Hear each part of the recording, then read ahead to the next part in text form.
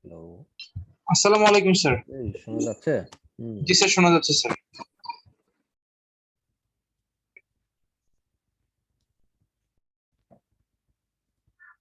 হুম।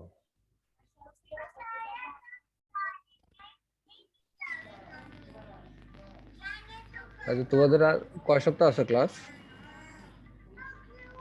এই সপ্তাহ পর? 4 সপ্তাহ না 5 সপ্তাহ?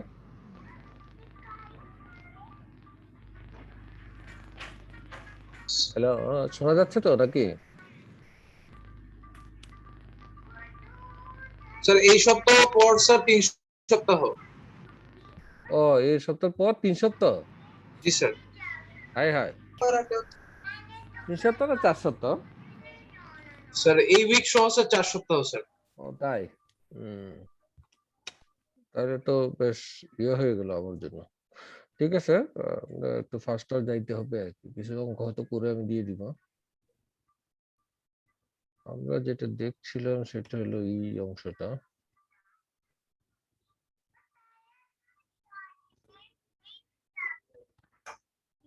এইটা আমরা দেখছিলাম, তাই তো? যে আমাদের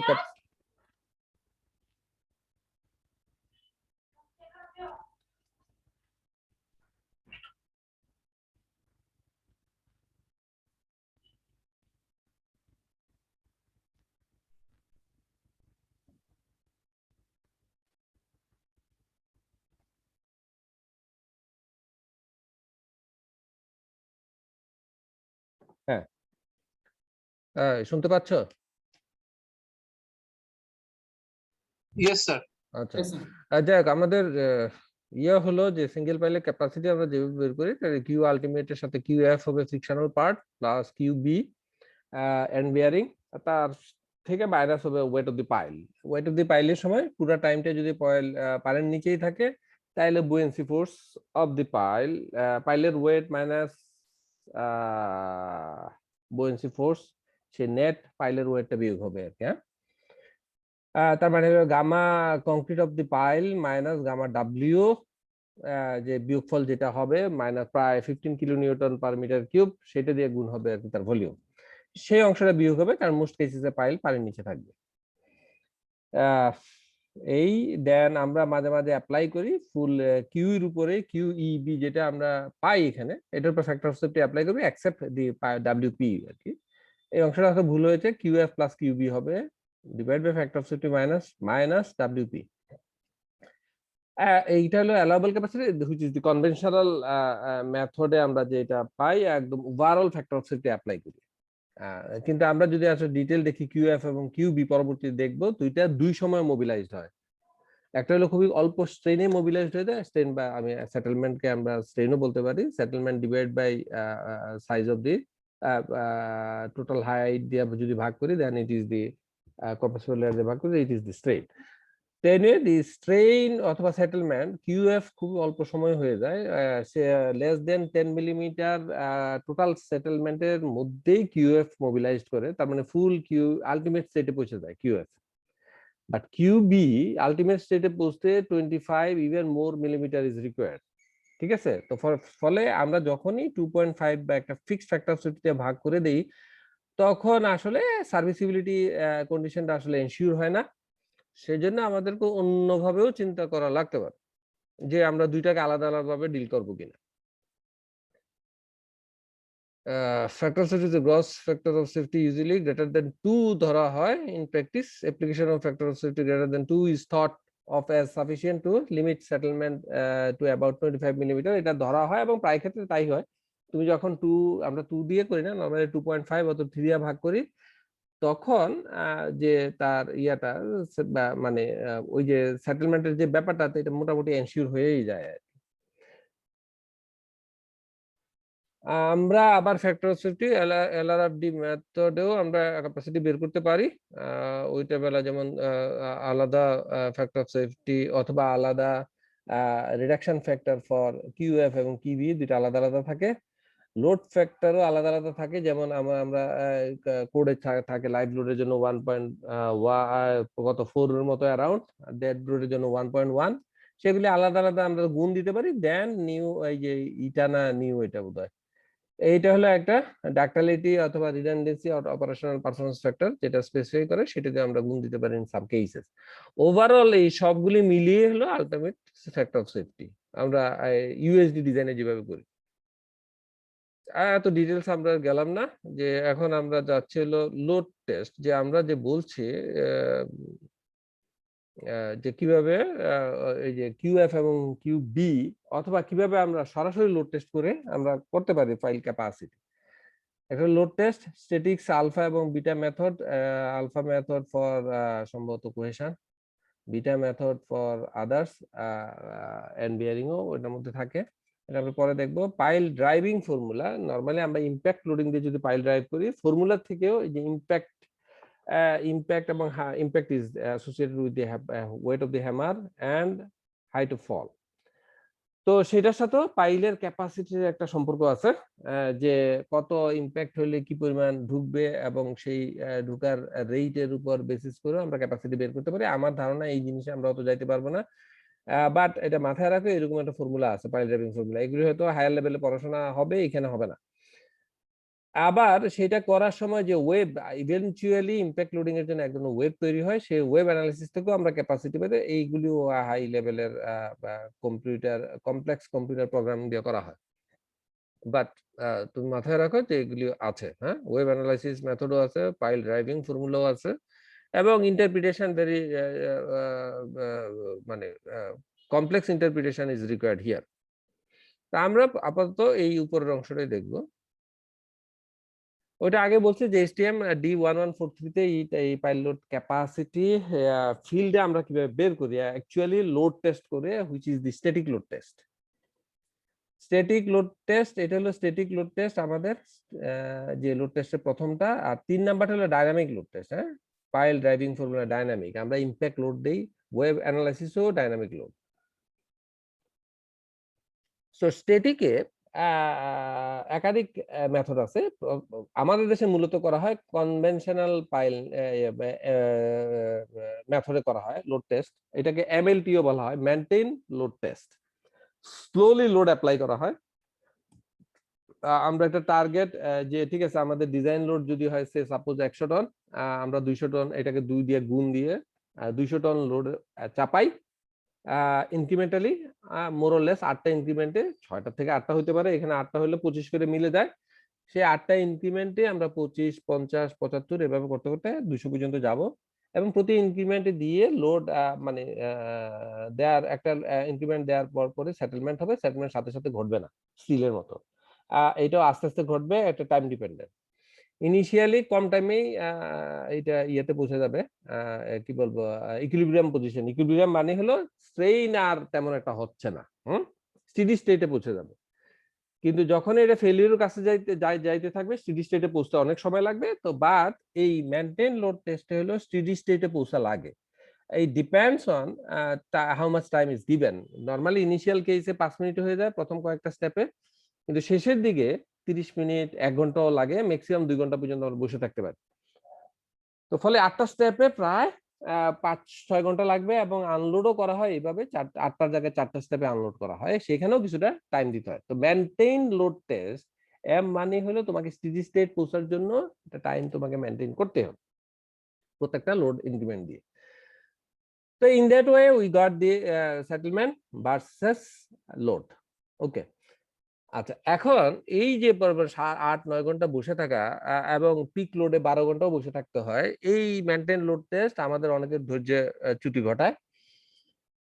আমাদের দেশে যদিও এই টেস্টে আমরা করে থাকি, কিন্তু এসটিএম এ 1143 তে আরো 2টা টেস্টের কথা বলা আছে। একটা হলো সিআরপি টেস্ট, আমাদের মোস্ট অফ দ্য ইঞ্জিনিয়ার সেটা জানে না, এই জন্য আমি, এবং তারা এখান থেকে পাস করার পর অনেক জায়গায় কনসালটেন্ট সেজে বসে, সেখানে অনেক ক্ষেত্রেই ভুলভাল করে আর কি। ভুলটা কি, তারা গো ধরে বসে থাকে, এমএলটি টেস্টটাই করতে হবে, এটা ছাড়া আর কোনো টেস্ট নাই। এই জন্যই তোমাদেরকে বলছি যে মাথায় রাখো যে আরো টেস্ট আছে, সিআরপি টেস্ট। হ্যাঁ, অনেক ক্ষেত্রেই এই স্লো মোশনের টেস্ট আমাদের বসে থাকা সম্ভব না, এত টাইম দেওয়া সম্ভব না, ইট ইজ এক্সপেন্সিভ। তখন আমরা করি কি, ঠিক আছে ওই প্ল্যাটফর্মে ওই লোডিং সিস্টেমটা সম্পর্কে আমি এখনো বলি নাই, বুঝতে পারছো 200 টন দিতে হলে 200 চেয়ে বেশি টন তার উপরে চাপাইতে হবে, then will mobilise the load from the platform to the pile top. CRP টেস্টও একইভাবে করা হয়, বাট এইখানে হলো strain control test 1.25 millimetre per minute in case of fine grade clay soil, আর স্যান্ডি সয়েলের বেলা হলো 0.75 মিলিমিটার থেকে 2.5 মিলিমিটার পার মিনিটে, এই রেটে আমরা করে থাকি। তার মানে হলো আমি যদি 25 মিলিমিটার সেটেলমেন্ট দেখতে চাই, কতক্ষণ সময় লাগবে? খুব বেশিক্ষণ লাগবে না, এখানে লাগবে 10 মিনিট, হ্যাঁ, বা এইখানে আরো বেশি লাগবে 30 মিনিট বা 1 ঘন্টার মধ্যেই কাজ শেষ। তুমি পিকে পৌঁছবা, তারপর আনলোড করে চলে আসবা, বা শেষ। আরেকটা আছে কুইক মেইনটেইন লোড টেস্ট। আগেরটা ছিল মেইনটেইন লোড টেস্ট, এটা হলো কুইক মেইনটেইন লোড টেস্ট। এইখানে হলো প্রত্যেকটা 8টা ইনক্রিমেন্ট আগের মতোই হবে, এবং সেই ইনক্রিমেন্ট গুলো একটা ডিফাইন করা আছে 10 থেকে 15%, এটা ভেরিয়েশন আছে। প্রত্যেকটা লোড ইনক্রিমেন্ট দেওয়ার পর 2.5 মিনিট তুমি বসে থাকবা, তারপর তুমি পরের স্টেপে চলে যাবে। তো বুঝতে পারছো, 3 ধরনের টেস্টে সেটেলমেন্ট প্রথমটার বেলা বেশি আসবে, অন্যগুলির বেলা কম আসবে, but peak we are concern about the peak অথবা ফেলিওর লোড, কোনটাকে আমরা আলটিমেট ধরবো, সেইটার রিগার্ডসে খুব একটা পার্থক্য নাই। আমরা যদি লোড টেস্টের ডেটা দেখি, এটা এক ধরনের লোড টেস্টের ডেটা, এটা আরেকটা। এটা বেলা বুঝতে পারছো, এটা সেটেলমেন্ট, এটা লোড, এটা হরিজন্টাল হয়ে গেছে, হরিজন্টাল লাইনটা এই ট্যানজেন্ট লাইনটা এটার হরিজন্টাল, সুতরাং দিস ইজ দি আলটিমেট। এখন এইটা যদি এইভাবে বাড়তেই থাকে, which is the case in most situation, in case of pile in software সয়েলে ঢুকানো হয়, তখন এই জাতীয় ঘটনা প্রায় দেখা যায়। মোস্ট কেসেস এরকম হয়, কোনো ডেফিনিট পিক দেখা যায় না। তখন আমরা লাস্ট পার্ট, জাস্ট কনসলিডেশন টেস্টের মতো লাস্ট পার্টের ট্যানজেন্ট, ইনিশিয়াল পার্টের ট্যানজেন্ট এক জায়গায় ইন্টারসেক্ট করে, সেই ইন্টারসেক্ট পয়েন্টটাকে আমরা আলটিমেট ধরি। অথবা আরেকটা হইতে পারে যে এটা আরো বাড়ছে, সেরকম কেস হলে আমরা 10% অফ দি পাইল ডায়ামিটার নেই, এক্সপ্রেসড ইন মিলিমিটার, যাওয়ার পর এটা যেটা সেটাকে আমরা পিক হিসেবে নেই, that is can be defined as the ultimate. তো ফলে এখানে একটা প্রবলেম আছে, আমরা এটা পিক যদি না দেখা যায়, সেই ক্ষেত্রে এটা ডেফিনেশনে তোমার বিভিন্ন ডেফিনেশনে বিভিন্ন ধরনের প্রবলেম হতে পারে। এই তারপরে আমরা কনভেনশনাল মেথডে যেটা করি, এখানে অনেক কিছু লেখা আছে, লেখাগুলো পড়লে বুঝবা, আমার হয়তো ভুলে গেছি। কনভেনশনাল মেথডে আমরা যেটা করি সেটা হলো এইটা, এই হলো তার পাইল, এই তার উপরে একটা পয়েন্ট, এই জায়গায় আমরা লোডটা অ্যাপ্লাই করি, তার উপরে একটা প্ল্যাটফর্ম তৈরি করা হয় with the pile at the centre. প্ল্যাটফর্মের সাইজ হয়তো 20 ফিট বাই 20 ফিট হতে পারে, 24 বাই 24 হতে পারে, depending how much load will be imposed on it. হ্যাঁ, লোড যখন বাড়তে থাকবে তত বেশি এটা এরিয়া বেশি নিতে হবে, কারণ বেশি হাইট তুমি দিতে পারবে না। এবং সেই প্ল্যাটফর্মটার উপরে আমরা বস্তা দিয়ে, বালির বস্তা দিয়ে চাপাইতে পারি, অথবা কন্টেনারের মধ্যে পানি ভরে আর চাপাইতে পারি, কন্টেনার নিয়ে বসিয়ে দিতে পারি উপরে, অথবা লোহার ব্লক নিয়ে চাপাই দিতে পারি, অথবা রড নিয়েও চাপাইতে পারি। বাট এইটা ইউনিফর্মলি ডিস্ট্রিবিউটেড হতে পারে। সো তোমার সেন্টার হতে হবে পাইল, সেটা চিন্তা করতে হবে, লোড ডিস্ট্রিবিউশন ইউনিফর্ম হতে হবে, এটা এনশিওর করতে হবে। আদারওয়াইজ তুমি এই যে এখানে জ্যাকেটিং করবা, এখানে এই পাইলের টপের উপর একটা জ্যাক বসাই দিবা, হাইড্রোলিক জ্যাককে, এবং উপরের অংশ টাচ করাবো হবে সেই উপরের প্ল্যাটফর্মের সেন্টারে লোড ট্রান্সফারের একটা মেকানিজম থাকবে, একটা সিস্টেম থাকবে, এই যে আই জয়েস্টের একটা পয়েন্টেই তুমি লোড ওখান থেকে তুমি উপরের দিকে এখানে জ্যাক আপ করলে উপরের প্ল্যাটফর্মের এগেইনস্টে পাইল নিচের দিকে যেতে থাকবে। পাইল যেহেতু উপরে যেহেতু লোড বেশি, পাইলই নিচের দিকে ডাউনওয়ার্ড মুভমেন্টে যাবে, ঠিক আছে? এবং সেখান থেকে আমরা টাইমটা মেজার করি। তো এখন এই যে ডাউনওয়ার্ড ডিরেকশনে যাচ্ছে, কতটুকু ডাউনওয়ার্ড ডিরেকশনে যাচ্ছে, এখানে আমরা একটা লোড গেজও বসাই, আবার লোড সেল বসাইতে পারি। Hydraulic Jack is a kind of load cell. তার সাথে হলো ভার্টিক্যাল ওভারঅল কতটুকু ডাবছে, সেটার জন্য আমরা ডায়াল গেজ বসিয়ে দিই। ডায়াল গেজ বসানোর সময় করি কি, দুইটা রেফারেন্স বিম নেই, এইটার পাশ থেকে হয়তো 1 ফিটের মধ্যে দিয়ে প্যারালালি যে উপরে প্ল্যাটফর্ম 20 ফুট যেটা থাকে, 20 ফুটের বাইরে নিয়ে যায় 2 এন্ডেই।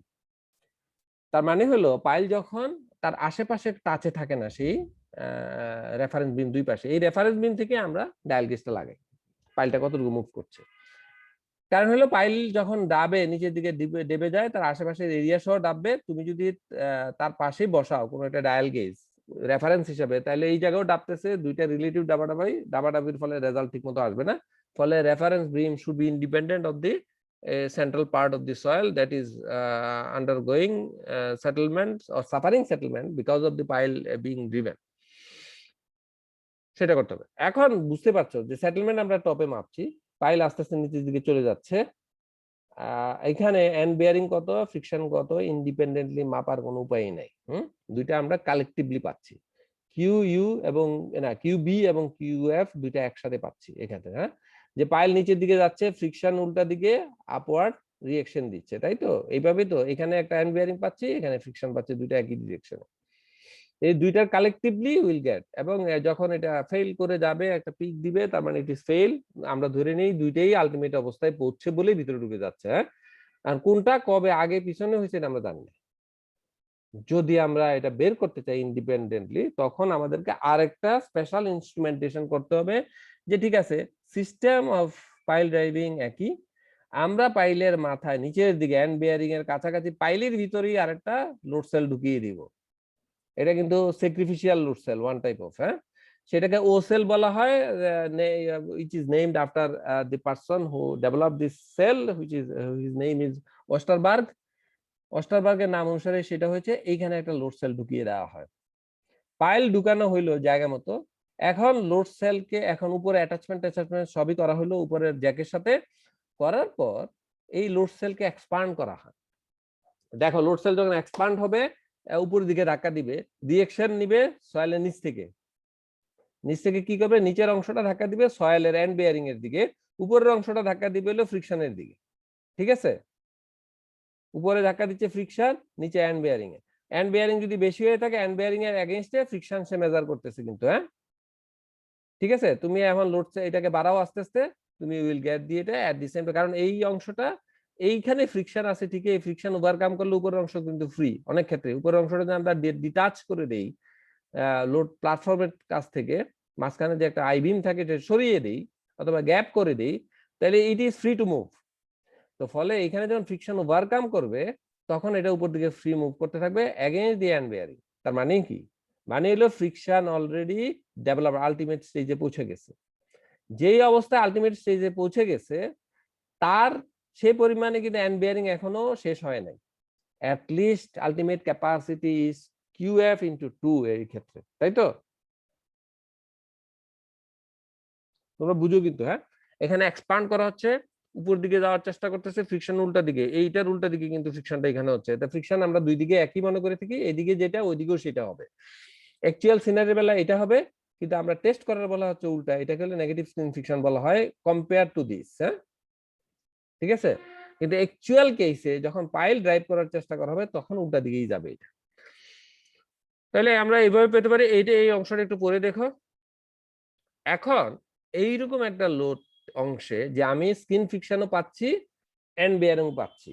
স্কিন ফ্রিকশন পাচ্ছি কিভাবে, যে ফেইলিউর পর্যন্ত, যদি এন্ড বিয়ারিং আগে ফেল করে যায় তাহলে স্কিন ফ্রিকশন পুরোটা পাবো না আমরা। এন্ড বিয়ারিং যেহেতু সাপোর্ট নাই নিচে, এটা ভিতরের দিকে ঢুকে যাবে, স্কিন ফ্রিকশন তখনও ফেল করে নাই, এন্ড বিয়ারিং ফেল করেছে, টোটাল এন্ড বিয়ারিং আলটিমেটটা পেয়ে যাচ্ছ, তার দ্বিগুণ হবে ওইটা। ঠিক আছে, তো এই কেসটা নরমালি কমই হয়ে থাকে এন্ড বিয়ারিং সফট সয়েল ছাড়া। হ্যাঁ, সেই ক্ষেত্রে হলো উপরেরটাই ম্যাক্সিমাম ক্ষেত্রেই হবে। আচ্ছা, খোলে অসুবিধাটা কি? ধরো ফ্রিকশনে ফেল করে গেল, তুমি পেয়ে গেলা ফ্রিকশনের ডায়াগ্রাম, দেন কনভেনশনাল মেথডে বাকি টেস্টটা করো, বাকিটা বন্ধ করে দাও, টোটালটা পেয়ে গেলে টোটাল থেকে ফ্রিকশন বিয়োগ করে দিলে ফ্রিকশন তোমার কাছে আছে, then you will get the end bearing. ঠিক আছে, we can get the entire history of the end bearing. এখন যদি আমরা আসি, এগুলো একটু পড়ে দেখি আর কি, অনেক কিছুই ইনফরমেটিভ আছে, আমি আর ডিটেলস গেলাম না। এখানে বলা হচ্ছে ওই যে আমরা যদি এক্সপান্ড করতে চাই এরকম ভাবে এক্সপান্ড হবে, এটা উপর দিকে যাওয়ার চেষ্টা করবে, স্কিন ফ্রিকশন নিচের দিকে হবে, এখানে এন্ড বিয়ারিং পাবে, এন্ড বিয়ারিং এর এগেইনস্টেই এটা আমরা পাবো, বাট ইন্ডিপেন্ডেন্টলি। যদি প্লট করা হয়, এখানে দেখো দুইটা পার্ট, আমরা কিন্তু ফ্রিকশন এন্ড বিয়ারিং যদি সাফিসিয়েন্ট থেকে থাকে এন্ড ফ্রিকশন ফুল পেয়ে গেছি আমরা। হ্যাঁ, এবং বলা হচ্ছে ওখানে ফ্রিকশনের ডবল আমরা আলটিমেট ক্যাপাসিটি ধরতে পারি, যদিও এন্ড বিয়ারিং তার চেয়ে বেশি, এটা ধরতে পারি না, ধরারও প্রয়োজন নেই। আমি ফ্রিকশন পেয়ে গেলাম, দেন আমি আমি তখন করব কি, এই যে এক্সপান্ডেবল হাইড্রোলিক জ্যাকটা, যে হাইড্রোলিক জ্যাকটা ছিল এখানে ওসেলের, এটা বন্ধ করে দিব।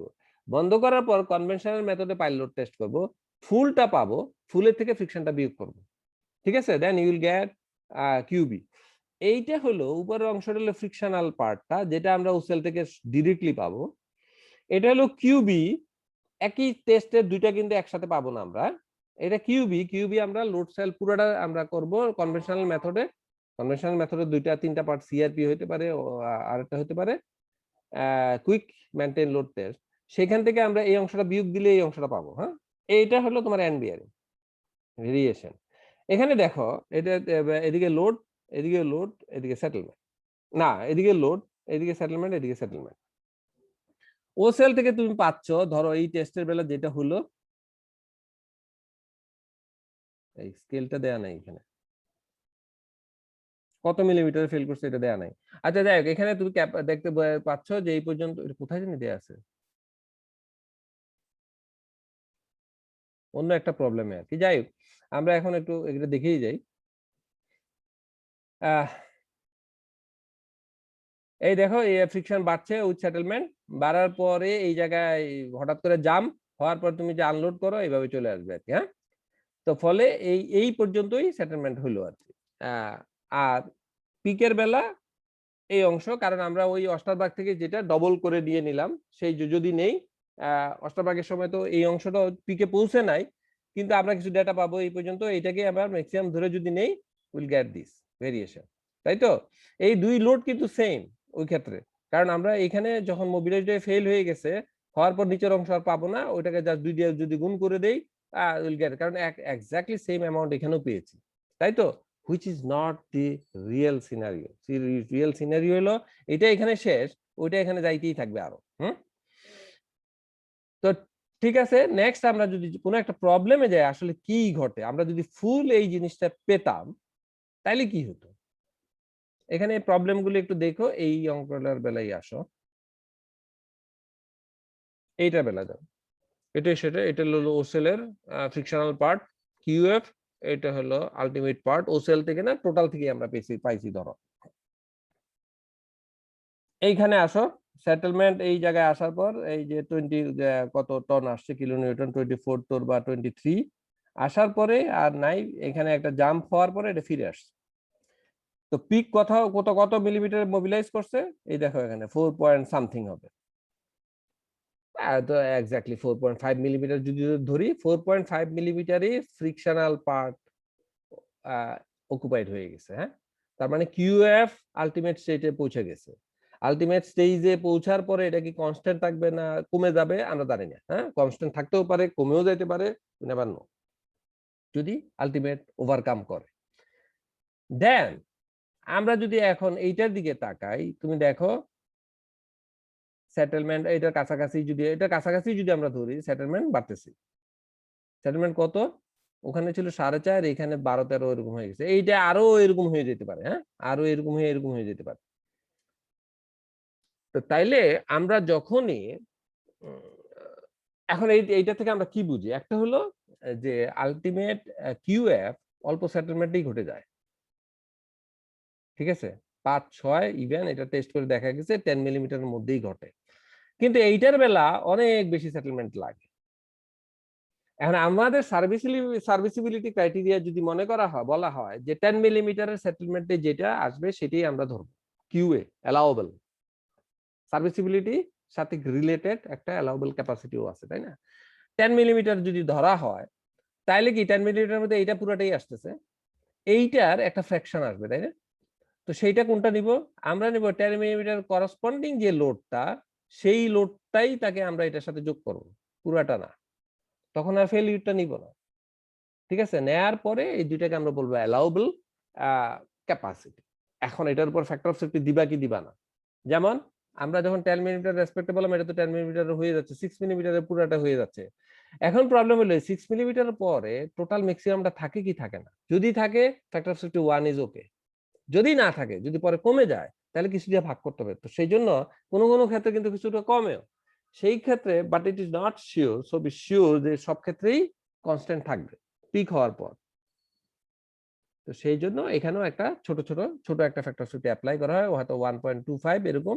কিন্তু এইখানে ওই যে আলটিমেটের উপরে তুমি 2 আড়াই যাই দাও না, অসুবিধা দিতে পারো, কিন্তু সার্ভিসিবিলিটি কন্ডিশনে just correspond to a particular settlement, সেই লোডটা আমরা নিয়ে তারপর যোগ করে থাকি। তো এখানে এই যে প্রবলেমগুলি আছে সবগুলি প্রবলেমে এইভাবে করা হয়েছে, খুবই straight forward.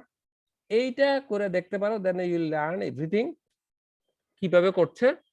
A load test was conducted on 1.5 millimeter diameter shaft, a drill shaft, a board pile it is, length of 14 meter, fitted with a O cell is there. The results are shown in niche দেয়া আছে, determine a ultimate and allowable load capacity, pile load capacity without consideration of settlement for factor of safety 2. আমরা যখন সরাসরি factor of safety apply করি তখন without considering any সেটেলমেন্টই হয়, but আমরা ধরেই নেই 2 এর উপর বেশি হলে 25 মিলিমিটার মধ্যে থাকবে, এটা পরীক্ষিত, সেই জন্যই আমরা বিহাইন্ড ইন মাইন্ড এই জিনিসটা আছে, এভাবে বের করতে পারি। আর be allowable capacity for a settlement of 6 millimetre যদি আমরা ধরে নেই, অ্যালাউবল যে 6 মিলিমিটারের বেশি হতে পারবে না সার্ভিসিবিলিটি কন্ডিশনে, and C allowable kappa load for a factor of safety 2 and the settlement, দুইটাই যদি আমরা ধরি, the unit weight of the concrete is 24 kilonewton per meter যদি হয় তাহলে কি হবে। এই হলো তোমার ওভারঅল দুই, এটা হলো পাইল, এটা হলো ও সেলের রেজাল্ট, দুই পার্ট। দেন প্রবলেমটা সলভ করার সময় দেখো যে ডিসাইড, এটা পুরো ডিটেইলে লেখা আছে, পড়ে দেখো, decide whether the ultimate pile load capacity is well or ill defined, সেটা কি ওয়েল ডিফাইন্ড কিনা। যেমন ধরো এইটার বেলা ডিফাইন্ড ফেল করে গেছে, এটার বেলা একেবারে ডিফাইন্ড কি ডিফাইন্ড হলো। এখানে একটা কাহিনী আছে দেখো, এই কার্ভটা এরকম হয়ে এরকম হয়েছে, এই বুঝাই যাচ্ছে এই কার্ভটা এরকম হওয়ার কথা, এই কার্ভটা এরকম হয়ে গেল কেন, অতিমাত্রায় সেটেলমেন্ট কেন হয়েছে, যেহেতু এটা ড্রিল শ্যাফট মানে বোর্ড পাইল, এখানে তার মানে কি লোডের তুলনায় সেটেলমেন্ট বেশি আসছে, তাই না। অনেক ক্ষেত্রে এই জিনিস আমরা দেখবো, অনেক ক্ষেত্রে ভার্টিক্যালি নিচে যেয়ে তারপরে এই কার্ভটা চেঞ্জ হয়।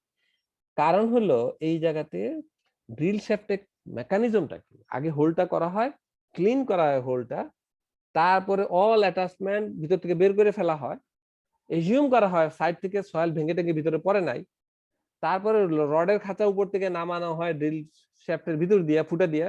ফুটাটা চিন্তা করো কত লেন্থের, পাইলের সাইজ যত বড়, যত লেন্থের, তত লেন্থেরই ফুটাটা।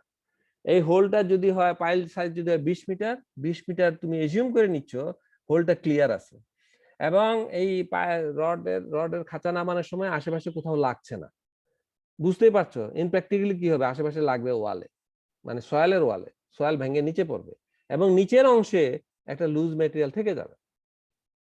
এই কারণে বোর্ড পাইলের এন্ড বিয়ারিং আসলে অনেক কম আসে, কারণ যেহেতু সেটেলমেন্ট বেস, ইনিশিয়ালি অনেক সেটেলমেন্ট হয়ে যাবে এটা মোবিলাইজ হওয়ার জন্য, that part is this one.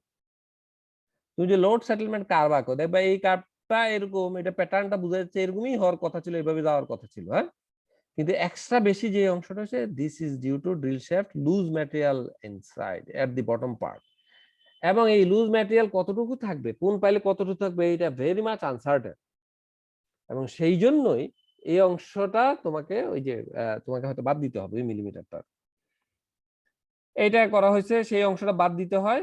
এখন এখানে আসো, QF 23 মিলিমিটার, এখানে আমরা দেখতেছি QF 23 millimetre, fine, okay fine, 23 আছে। দেন QB বলা হচ্ছে 23 এ একই, যেহেতু এটার সাথে আমরা অফ করে দেই, নরমালি কিউ সেল দিয়ে যখন দুইটা ডাটাই নিতে থাকি, এটা ফেল করে গেছে, এটাও আমরা অফ করে দেই, সুতরাং ডেটা আমরা এতটুকু পাবো, বাকি অংশটা নাই, তাই তো। বাকি অংশটা পেতে হলে আমরা কি করতে হবে, কনভেনশনাল মেথডে এইটাকে আনলোড করার পরে, এই অংশ করার পর এই আনলোড করলাম, করার পর পাইল লোড টেস্টটা আবার করতে হবে কনভেনশনাল মেথডে, ফুল লোড সেটেলমেন্ট ডেটা নিতে হবে, নেয়ার পরে এই অংশটা বিয়োগ দিতে হবে, ঠিক আছে, সেই মেথডও তুমি জানো। কিন্তু লোড ও সেল দিয়ে যখন করলাম তখন একই পরিমাণ পিক, এটা যখন পিক হলো এটা আমি অফ করে দিচ্ছি, সুতরাং পিক একই আছে, কিন্তু আমি যদি এই কার্ভটা এইভাবে প্লট করি তাহলে দেখাচ্ছে যে এখানে কিছু অংশ একটা বাদ যাবে আর কি, হ্যাঁ, সেই অংশটা সে বাদ দিছে এখানে 6 milli Newton, the load to compress the loose material is about 6 milli newton, এই অংশটা কম্প্রেস করতে 6 মিলিমিটার 6 মিলি নিউটন লাগছে ধরা হয়েছে, এই অংশটা বাদ দিয়ে দেওয়া হয়েছে, বাকি অংশটা টেস্ট লোডের অংশ। হ্যাঁ, প্রথম এই অংশটা হলো ওইটাকে কম্প্রেস করতে লাগছে, এই অংশটা বাদ দেওয়া হয়েছে। তার মানে এই পিক থেকে এই অংশটা বাদ দিলে উইল গেট আমাদের কিউ বি অ্যাটলিস্ট। সাথে এইটা পুরাটাতে, এটা যে এই পুরাটার মধ্যেও তো কিছুটা আসলে হ্যান্ড বিয়ারিং ও আছে, সেই জন্য দেখানো হয়েছে যে এটা বিয়োগ দিলে যেটা হবে তার চেয়ে কিছুটা বেশি হবে। ক্লিয়ার? এই তোমরা বুঝছো কিনা এই অংশটা? Yes sir. যে এইটা কম্প্রেশন এরার, বাট কম্প্রেশন যে হইতে যে অংশটা লাগছে সেখানে হ্যান্ড বিয়ারিং এর একটা পার্ট আছে, কতটুকু পার্ট, অর্ধেক না কতটুকু আমরা জানি না, সেই জন্য জাস্ট সাইন দিয়ে দেখানো হয়েছে যে 23 - 6 এতর একটু বেশি হবে, কত বেশি হবে জানি না, 20 হইতে পারে, ফাইন, আমরা এই গ্রেটার চিহ্ন, গ্রেটার দেন চিহ্ন দিয়ে রাখলাম। ওয়েট অফ পাইলের ব্যাপারটা আসবেই, এবং এটা বুয়েন্ট ওয়েটটাই নিতে হয়েছে, এই যে গামা ডাব্লিউ বিয়োগ করা হয়েছে এখানে, তার ওয়েট হলো এত মেগা নিউটন, যাই হোক। তো ফলে এটা থেকে এটা বিয়োগ হবে আমরা জানি। Pile is used since most of the pile is below the groundwater. এখন Q ultimate হলো QF plus QB minus WP, and QF আমরা জানি এটা আলটিমেট, QB হলো এইটা গ্রেটার দেন এই অংশটা, মাইনাস WP হলো এই অংশটা, আর এখান থেকে আমরা বিয়োগ টিয়োগ করলে এটা পাই আর কি। এই গ্রেটার দেন সাইনটা আসছে এটার জন্য। এখন কিউ অ্যালাউবল যদি ধরি আমরা, ফ্যাক্টর অফ সেফটি প্রথমে বলা হয়েছে না ধরে 2 দিয়ে ভাগ করতে, এটাকে 2 দিয়ে ভাগ করে দিলেই, এই অংশটা ভাগ করছে, WP-টা আলাদা রাখছে, দেখো এইটাই এক্সাক্ট হওয়ার কথা। হ্যাঁ, তোমরা অঙ্ক করার সময়ই করবা, কিন্তু চিন্তা করার সময়, নিজে নিজে ডিজাইন করার সময় এটা ওটার মধ্যে ঢুকাই দাও, কিছু আসে না, কিন্তু পরীক্ষার সময় অঙ্ক করার সময় এইভাবেই করতে হবে। হ্যাঁ, তাহলে অ্যালাউবল এটা পেয়ে গেলাম। এখন বলা হচ্ছে যদি 6 মিলিমিটার হয়ে থাকে, প্রথম অংশটা ভেরি স্ট্রেট ফরওয়ার্ড, এই অঙ্ক করলে তোমার আন্ডারস্ট্যান্ডিং ক্লিয়ার হবে। Allowable capacity for a settlement of 6 millimetre বলা হয়েছে। হ্যাঁ, আমি যদি 6 মিলিমিটার এখানে দেখি, এখানে 4.5 মিলিমিটারে ম্যাক্সিমাম হয়ে যাচ্ছে, 6 আরো পরে 6 মিলিমিটার পর্যন্ত আমার ধরতে অসুবিধা, আমি পুরোটাই ধরতে পারি, বাট ওই যে ওই একটা কনফিউশন থাকবে, পুরোটা থাকবে কিনা, মোবিলাইজড অবস্থায় থাকবে কিনা, আই এম নট শিওর। এই তো, এটা ছাড়া অন্য কোনো সমস্যা নাই কিন্তু। হ্যাঁ, ঠিক আছে, আমরা পুরোটাই ধরতে পারি, কিন্তু 6 মিলিমিটার করসপন্ডিং এখানে কত হবে, এটা 6 মিলিমিটার এই জায়গায় চলে আসতেছে কিন্তু। হ্যাঁ, প্রায় 18 মতো চলে আসতেছে কিন্তু। হ্যাঁ, বাকি অংশটা পিকটা আর আসতেছে না, 6 মিলিমিটারের করসপন্ডিং এই লোডটাই আসবে এখানে, তার চেয়ে বিয়োগ করতে হবে ওই ওই যে ওই লোডের অংশটা, কম্প্রেশনের যে অংশটা। এখানে পরে দেখো QF at 6 মিলিমিটার 23 ধরা হয়েছে, বাট এখানে লিখছে this is based on the assumption that the ultimate skin friction remains constant. It is not a good practice to extrapolate experimental results because we don't know whether the soil would behave as extrapolated, মানে হলো যে constant ধরা হয়েছে, যে beyond the failure strain. In this case there are 3 point, আচ্ছা জায়গাটা পড়ে দেখো, ওই কথাটাই বলা হয়েছে আর কি, আমরা ধরে নিছি এটা। হ্যাঁ, end bearing corresponding to 6 millimetre হলো এই যে 19 এর মতো ছিল, 18 বলছিলাম, 19 মাইনাস থেকে 6 হবে ইকুয়াল ওই যে 6 যেটা, যে অংশটা একটু প্রবলেম আছে সামনের অংশটা, তার মানে গ্রেটার দেন 13 হবে এই অংশটা। তো 23 প্লাস 13 এইটা হলো তোমার অ্যালাউবল। এখন ফ্যাক্টর অফ সেফটি তুমি যদি অ্যাপ্লাই করো, দেন 2 অ্যাপ্লাই করবে না, 1.5, এটা বলে নাই, যেহেতু তুমি এভাবে রেখে দিলা যে factor that is factor of safety 1 for skin friction ধরা হয়েছে এখানে। তুমি যখন এটা ধরতেছো স্কিন ফ্রিকশনের জন্য পুরোটাই ধরছো, আর এটার জন্য তো কম ধরছো, আসলে এখানে তো লোড আরো বেশি ছিল, তাই না? অটোমেটিক্যালি 6 মিলিমিটার দিয়েই factor of safety is applied, তাই তো, এই 13 মিলিমিটার দিয়ে, কারণ সেখানেও তো ছিল প্রায় 23.5, তাই তো, some sort of factor of safety is already applied, but skin ফ্রিকশনের বেলা তুমি ফ্যাক্টর অফ সেফটি অ্যাপ্লাই করছো 1।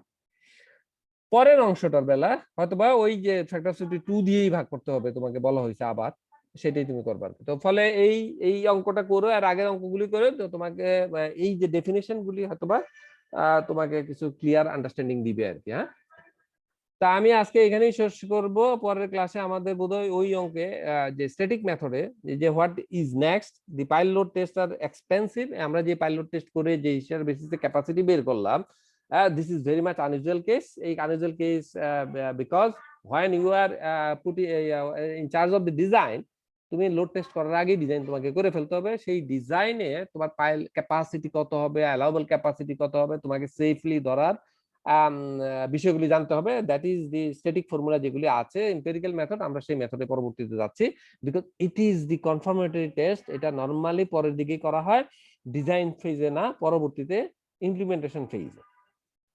Pilot test are expensive and require careful consideration. তো আমরা জানি আমাদের পিক না থাকলে কি হবে না হবে এসব ব্যাপারগুলি আছে। To get an estimate of the pilot capacity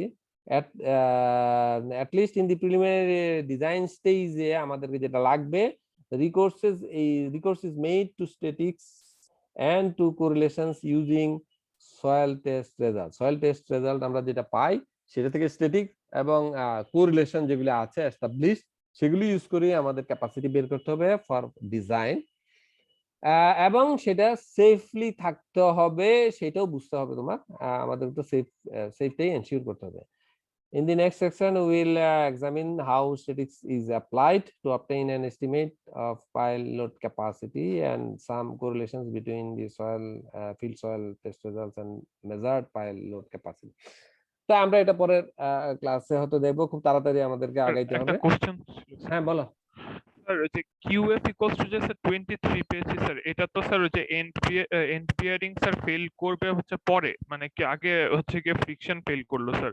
হ্যাঁ স্যার এখন কি এরকম কেস হতে পারে যে এন্ড বিয়ারিং আগে ফেল করে ফেলছে? হ্যাঁ আছে তো ওখানে বলছি কিন্তু আমি, স্যার যদি হ্যাঁ ওই ওইটা ক্ষেত্রে হয় কিভাবে লোডটার কি করব, মানে 23 যেটা বের করলাম এটা তখন ওই কেসে কিভাবে বের করা হবে? ওইটা হ্যাঁ তখন তুমি হয়তো কিউসেল দিয়া যেটা আসবে এন্ড বিয়ারিংটা তুমি পাবা তাড়াতাড়ি। হ্যাঁ এটা যেমন এইটা পেলা, এটার বেসিসে এটা বলতেছে এত, তাই না? এই লোড টেস্টটা কিন্তু কন্টিনিউ করো নাই তুমি, তাই তো? একই ধরো হয়েছে। ওইটার বেলা এটার বেসিসে ওইটা বলতে হবে, কিন্তু ওইটা তো আরো অনেক বেশি, কোনো সন্দেহ নাই, তাই তো? অনেক বেশি না? জি স্যার, জি স্যার। তুমি যেটা করতে পারো, ঠিক আছে, এটা আমি ফেল পেয়ে গেলাম, আমি জাস্ট কিভাবে করা যেতে পারে আমি ইনটিউশন থেকে বলছি, এই অংশটা তো তুমি পেয়ে গেছো, ওইটা তুমি জানো না। এইটা জানো, এখন যেটা জানো এটা জানো, এটা জানো না, তাই না? তাই তো? এটা ধরে নিচ্ছি সমান, কিন্তু এটা তো আসলে আরো বড়। আরো বড় হলে কিভাবে পেতাম? এটা করার পরে আমি আনলোড করে এই জায়গায় চলে আসলাম আবার, হয়তো এই সেটেলমেন্টটা থাকতো, ডিসরিগার্ড দিস সেটেলমেন্ট।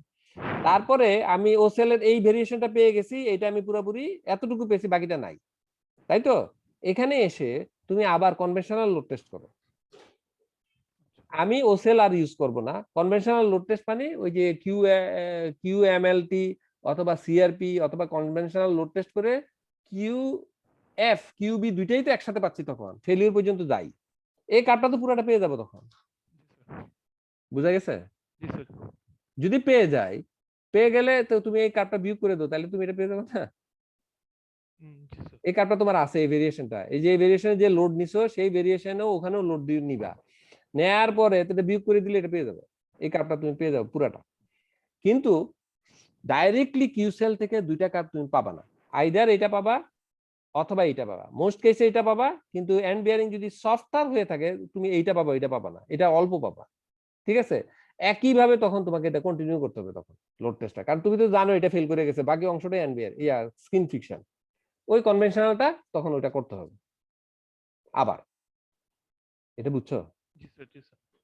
দুই ক্ষেত্রে কিন্তু সেম, কিন্তু আমাদের যদি এনভিয়ারিং কম হয়, which is the case for friction pile only, হ্যাঁ, যে soft soil deep extended in case of just like Khulna region, যে 200 ফিট পর্যন্ত 250 ফিট পর্যন্ত ভেরি মাচ সফট সয়েল, যার সি কোয়েশন হয়তো 30-40 না, এই এই রেয়ার কেস ওখানেই হবে, ওখানে তোমাকে দিতে হবে ফ্লোটিং পাইল।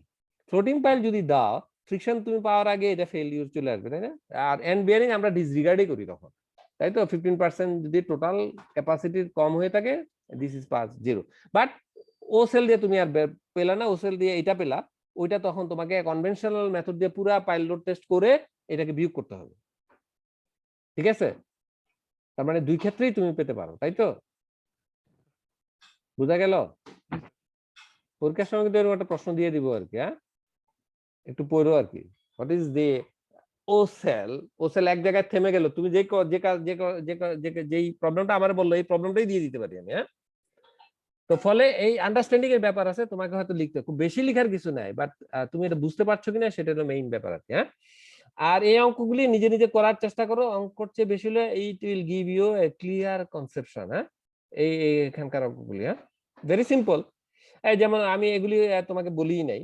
যেমন ধরো এই প্রথমটার বেলা বলা হচ্ছে কিছু না, লোড ডিসপ্লেসমেন্ট গার ডেটাগুলি দেয়া আছে, সেইখান থেকে বলছে যে determine ultimate pile capacity and allowable load for factor of safety 2 and the allowable service load for 1% pile diameter। দুইটা বেলা দেওয়া হয়। একটা হলো যে ultimate allowable for factor of safety দিয়ে, আরেকটা হলো সার্ভিসিবিলিটি লিমিট যদি 1% অব্দি পাইল ডিসপ্লেসমেন্ট দেওয়া হয় তাহলে কত, তিনটা। তুমি এই লোডটা এই প্লটটা করলা, করার পর তুমি তো এই যে বুঝতে পারছো এটা পিক নাই, এই লাস্ট পার্টে ট্যানজেন্ট আসবে, এই পাশে ট্যানজেন্ট আসবে, আঁকার পর যেখানে করলো এটা কিউ ইউএলটি তুমি পেয়ে গেলে, প্রথম অংশ শেষ। দ্বিতীয় অংশ এই কিউ ইউএলটি যেটা পেলে এটা 2 দিয়ে ভাগ করে দিলা। তৃতীয় অংশ 1% পাইল ডায়ামিটার কত, পাইল ডায়ামিটার এত, 1% হলো 4.5 millimetre, then go to the graph. 4.5 millimetre কতটুকু আছে সেটাই তোমার অ্যালাউবল, ওটাই বের করে বলছে 510। ভেরি সিম্পল, বাট তোমাকে ভালো কনসেপশন দিবে আর কি। দ্বিতীয়টার বেলা দেখো আগের মতো না, এটা লোড টেস্ট বাড়তেছেই, তাহলে এটা আলটিমেট কি হবে? তুমি এখান থেকে ট্যানজেন্টও আঁকতে পারতেছো না, বিরাট যন্ত্রণা, ট্যানজেন্ট শূন্যর দিকে চলে আসতেছে, তাহলে কি হবে? তাইলে হলো তোমার ওই যে সার্ভিসিবিলিটি লিমিটে যাও, কত percent, 10% of the pile diameter, তার করসপন্ডিং কোনটা ওইটা দিয়ে আমরা যাবো, সেটাই করছে আর কি। হ্যাঁ, অথবা এখান থেকে, ও আচ্ছা এটা কি করছে,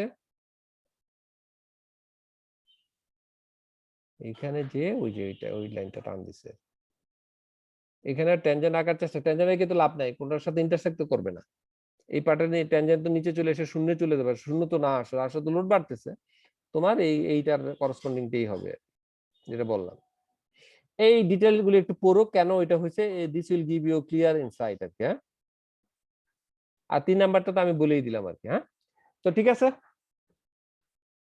আগামী ক্লাসে আমি হয়তো বানাইতে পারবো না, অথবা এই বইয়েরই অংশ আমি দিব আর কি তোমাদেরকে। হ্যাঁ, কারণ বানানোর সময় নাই, আরো 1 সেমিস্টার 2 সেমিস্টার লাগবে ওগুলো ক্লিয়ার বানাতে। কিছু অঙ্ক হয়তো আমি করে দিয়ে দিতে পারি বা এখান থেকে দিয়ে দিতে পারি, আমি দেখবো আমি। হ্যাঁ, তো ঠিক আছে তাহলে। স্যার হ্যাঁ বলো। স্যার আমাদের স্যার ঈদের পরেও স্যার 1 সপ্তাহ স্যার ক্লাস হবে স্যার, মানে 4 সপ্তাহ বাকি আছে স্যার। সরি স্যার, এটা একটু খেয়াল ছিল না স্যার। আমার তাই মনে হচ্ছিল, আমার মনে হচ্ছিল গত সপ্তাহে আমি শুনছিলাম, গত সপ্তাহ মানে এই সপ্তাহ সহ 5 সপ্তাহ ছিল আর কি আরো। ঠিক আছে, হ্যাঁ হ্যাঁ, ওকে, থ্যাংক ইউ। হ্যাঁ, একটু পড়াশোনা করো, এখানে কিন্তু কনসেপচুয়ালের ব্যাপার স্যাপার আছে, আর পাইলের ব্যাপারে কিন্তু ফাউন্ডেশনের ব্যাপারে একটু ইনসাইট লাগবে, একটু পড়াশোনা লাগবে। তবে আমি যে এখন যে বইটা দিচ্ছি এই বইটা ফার বেটার, কিন্তু সব ম্যাটেরিয়াল আমি দিচ্ছি না, কারণ লট অফ থিংস আর দেয়ার, তুমি এত কিছু পড়ে হজম করতে পারবা কিনা আমার সন্দেহ আছে।